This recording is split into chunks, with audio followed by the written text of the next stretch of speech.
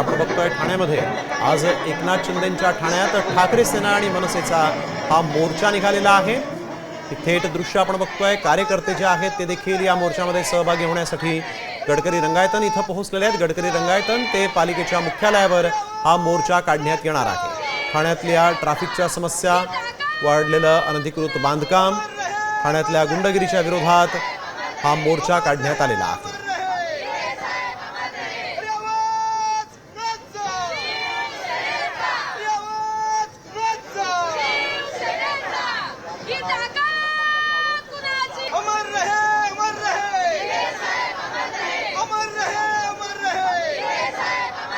आणि मनसेचा एकत्र मोर्चा जो आहे तो निघालेला आहे। आपण या ठिकाणी बघतोय की कशा पद्धतीने हे शिवसैनिक असतील आणि मनसैनिक असतील या ठिकाणी एकत्र जमलेला आहेत।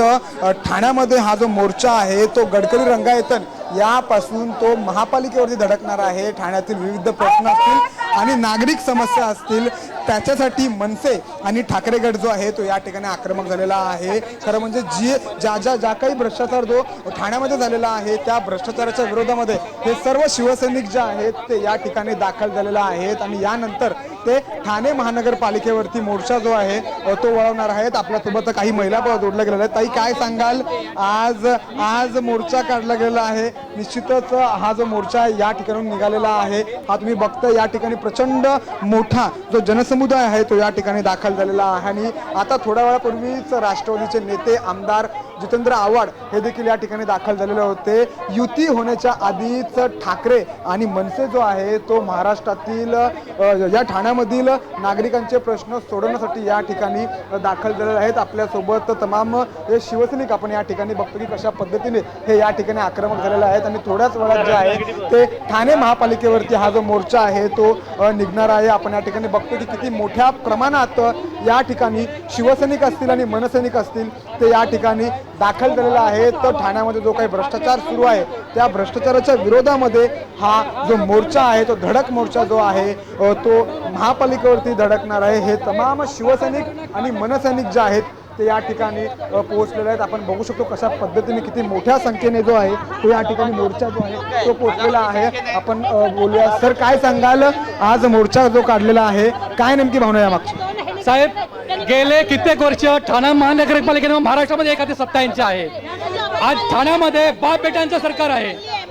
तीन पिढ्या आज खासदार म्हणून ते कार्य करत आहेत। तीन टर्म झाली आणि स्वतः मुख्यमंत्री होते। असं असताना देखील ठाणे महानगरपालिकेने जो भ्रष्टाचार चाललाय, गोरगरीब जनतेचा हाल होत आहेत, ते थांबवण्यासाठी ठाकरे ब्रँड एकत्र आलेला आहे आणि ही जी वज्रमूठ दिसते यांना काढण्यासाठी आहे। निश्चितच आपल्यासोबत आजी जोडल्या गेलेल्या आहेत। आजी, काय सांगाल, विराट मोर्चा महापालिकेवरती मोर्चा धडकणार आहे, तुम्ही देखील मोर्चात सहभागी झालेला आहात, काय नेमकं कारण? हा विराट मोर्चा आमच्या मराठी बांधवांसाठी आहे। हे जे या मुख्यमंत्र्यांनी माझं ठाणं मी ठाण्याचा, हा ठाण्याचा नाही, हा औलाद वरतून आलेला आहे। हा आमच्या मुख्य ठाण्याचा नाहीये, हा दरेगावचा आहे।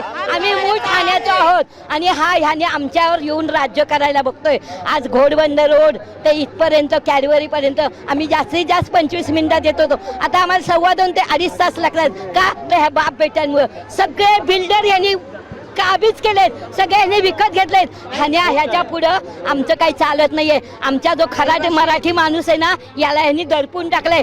आज ह्या मोर्चाचं पण त्यांनी तिथं बसलाय महापालिकेत आणि मोर्चा कसा होतोय तर मी बघतोय म्हणतोय। आमच्या कार्यकर्त्यांची लिस्ट घेतलेली आहे, आम्हाला अटक होणार म्हणून सांगितलेलं आहे, पण आम्ही कोणाला घाबरत नाही। मी सगळ्यांच्या समोर इथं आली आहे। मला म्हणे रिक्षा कोण जामीला जाणार नाही, मला काही कोणाच्या बापांनी रिक्षाला पैसे दिले नाहीयेत, मी चालत। ठाण्यामध्ये भ्रष्टाचार, ठाण्यात जो भ्रष्टाचार आहे तो कोणी केलेला आहे? भ्रष्टाचार झाला या बाप बेट्यांनी आणि त्यांचा बरोबर समजा आहे ना दाढीवाला आता आलाय, त्यांनी भ्रष्टाचार केलेला आहे। या जसं ते घन कचरा नंतर अतिक्रमण ह्याचे जे साल मांडून जे बसलेले आहेत ना वर्षानुवर्ष गेले होते बदली होऊन, महिन्यात परत आले, कोणाच्या दफाबाप कार्य